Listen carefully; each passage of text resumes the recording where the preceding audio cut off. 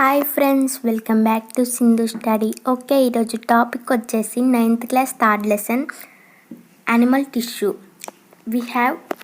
We see animal tissue flow chart. Okay, animal tissues we have 4 types: epithelial tissues, connective tissues, muscular tissues, neutral tissues. In epithelial tissues we have 2 types: compound epithelic, simple epithelic. In simple epithelic we have 3 types: square shape లో ఉంటే squamous epithelic, cube shape లో ఉంటే cuboidal epithelic, columnar epithelic. Okay, in cuboidal epithelic we have clicted epithelic. In columnar epithelic, glandular epithelic.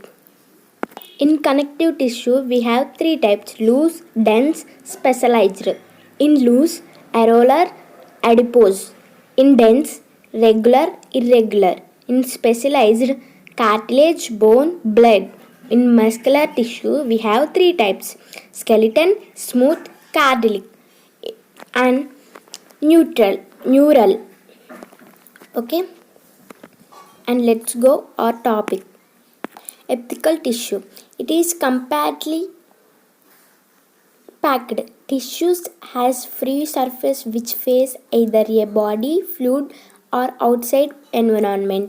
It helps in covering and lining for some parts of the body. Epithelial tissue is basically divided into simple epithelic, compound epithelic. Single layer of cells, more than one layer of cells. Okay, ఈ tissues అన్నీ దగ్గరగా ఉంటాయి. ఒకవేళ inner surface అయితే body fluid, అదే outer surface నుంచి help చేసే environment. Okay, ఇది ఎక్కువగా బాడీ పార్ట్స్లో లైనింగ్ని కవర్ చేస్తుంది. ఓకే, అండ్ ఈ ఎపిథెలిక్ టిష్యూలో సింపుల్ టిష్యూ ఉంటుంది, కాంపౌండ్ టిష్యూ ఉంటుంది. మనం ఫ్లో చార్ట్లో అయితే చూసుకున్నాం. ఓకే, సింపుల్ టిష్యూలో ఇప్పుడు సింగిల్ లేయరే ఉంటుంది, సింగిల్ లేయర్ సెల్స్ మాత్రమే ఉంటాయి. ఈ కాంపౌండ్ టిష్యూలో మాత్రం ఎక్కువ లేయర్స్ ఉంటాయి. ఓకే, ఇలా ఫ్లాట్గా ఉంటే ఫ్లాట్ అండ్ సెల్ అంటారు. ఇలా టాల్గా ఉన్న సెల్స్ని మాత్రం టాల్ సెల్స్ అంటారు.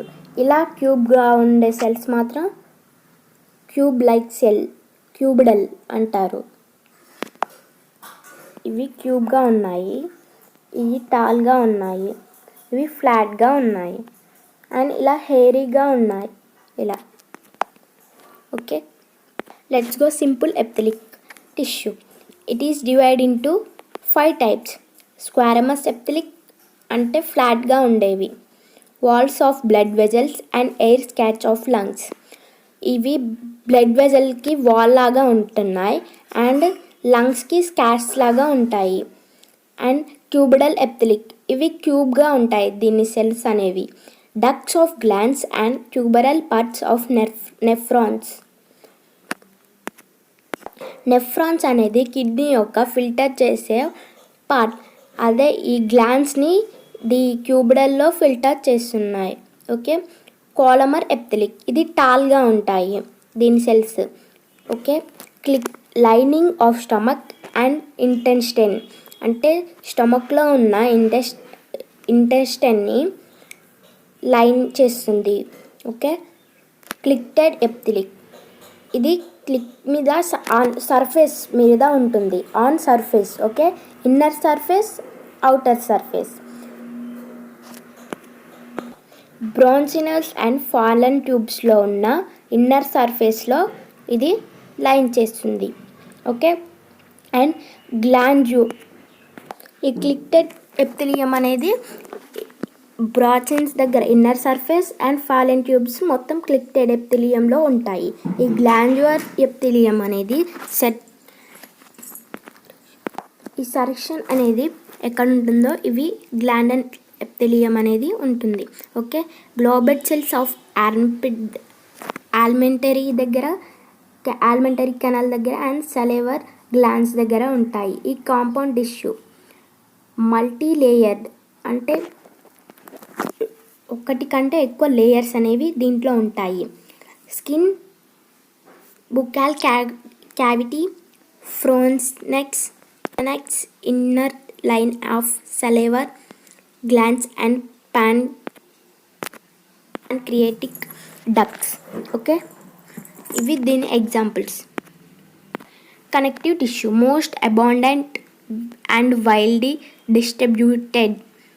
It helps in linking and supporting other tissue. All connective tissues expect blood secrete fiber of proteins called collagen and elastin. Okay, the fibers provide strength, elasticity and flexibility to the tissues. ఇది ఎక్కువ wild డిస్ట్రిబ్యూషన్లో అయితే ఉంటుంది, చేస్తుంది wildly distributed. Okay, and supporting other tissue, ఇంకో టిష్యూకి ఇదైతే support చేస్తుంది. And ఇది blood secret చేస్తుంది. ఫైబర్స్ ప్రోటీన్స్ కాల్డ్ ఎలాస్టిసిటీ ఫ్లెక్సిబిలిటీని అయితే ఈ ఫైబర్ ప్రొవైడ్ చేస్తుంది టిష్యూకి, connective టిష్యూకి. Connective tissue are classified into 3 types: loose connective tissue, dense connective tissue, specialized connective tissue. In loose connective tissue, alveolar tissue helps in framework of skin. Okay, adipose tissue specialized to store fat ni store చేసుకుంటానికి ఈ adipose tissue అయితే help చేస్తుంది. Dense connective tissue, regular, irregular. First we see regular. Ornamentation of fibers in similar way, ornamentation of fibers in different way. Singular ornamentation అనేది singular వేలో ఏమో regular చేస్తుంది, fibre different వేలోనేమో irregular చేస్తుంది. Okay, specialised connective tissue, cartilage, bone, blood. Cartilage, tips of the nose, outer ear joints provide the structural framework of the body, helps in transportation of various substance. Okay, cartilage అనేది నోస్కి years జాయింట్కి అయితే help చేస్తుంది. ఈ bone అనేది ఒక frame లాగా structural frame work అయితే ఈ బాడీకి ఈ బోన్స్ స్పెషలైజ్ కనెక్టివ్ టిష్యూ లాగా అయితే హెల్ప్ చేస్తుంది. ఈ బ్లడ్ అనేది వేరియస్ పార్ట్స్కి అయితే వేరియస్ సబ్స్టెన్స్ ఒక పార్ట్కి ఏ పార్ట్కైనా ఆ బ్లడ్ అనేది ట్రాన్స్పోర్ట్ చేస్తుంది. Muscle tissue, each muscle is made up of the many long cylindrical fibers arranged in parallel arrays called myofibrils. ఈ మజిల్ టిష్యూ అనేది ఒక మజిల్కి అయితే ఒక పార్ట్ లాగా అరేంజ్ చేస్తుంది. అరేస్ని ఒక పార్ట్ లాగా చేస్తుంది. దాన్నే మనం మయోఫైబ్రిల్స్ అని అంటాము. ఈ మజిల్ ఫైబర్స్ అనేవి షార్ట్గా ఉంటాయి అండ్ ఇది కాంట్రాక్ట్ చేస్తాయి అండ్ ఎక్స్పాన్స్ కూడా చేస్తాయి. ఇది ఎక్కువ పాయిజన్, వేరియస్ బాడీస్కి పాయిజన్ అనేది మెయింటైన్ చేస్తుంది. Okay, and let's go. Muscle tissue, they are 3 types: skeleton muscle, smooth muscle, cardiac muscle. Okay, skeleton muscle we have no parts, helps in voluntary actions. Okay, smooth muscle helps in involuntary actions. Skeleton muscle in voluntary actions, smooth muscle involuntary actions. Cardiac muscle, it is a contractile tissue present in the heart. Okay, we see in heart in our picture. Cardiac muscle, skeleton muscle and skeleton muscle second one, cardiac first one, and it is smooth muscle. Okay, neural tissue, it extracts greatest control over the body's responsiveness to changing conditions. It sends and carries signal to and from different parts of the body. ఇది ఎక్కువగా బాడీని మొత్తం cover చేస్తుంది. Change అంటే కండిషన్స్ని మొత్తం change చేస్తుంది. And ఇది మనం మైండ్కి సిగ్నల్స్ అనేవి మొత్తం పంపిస్తుంది. ఎగ్జాంపుల్గా మనకి ఏదో ఒక మన బాడీకి ఏదో ఒకటి కుట్టిందనుకో, ఆ కుట్టిన దాన్ని మనకి బ్రెయిన్కి ఎలా తెలుస్తుందంటే ఈ న్యూరల్ టిష్యూ ద్వారానే. ఇది బ్రెయిన్కి పంపిస్తే అప్పుడు మనకి అది కుట్టిందని తెలుస్తుంది.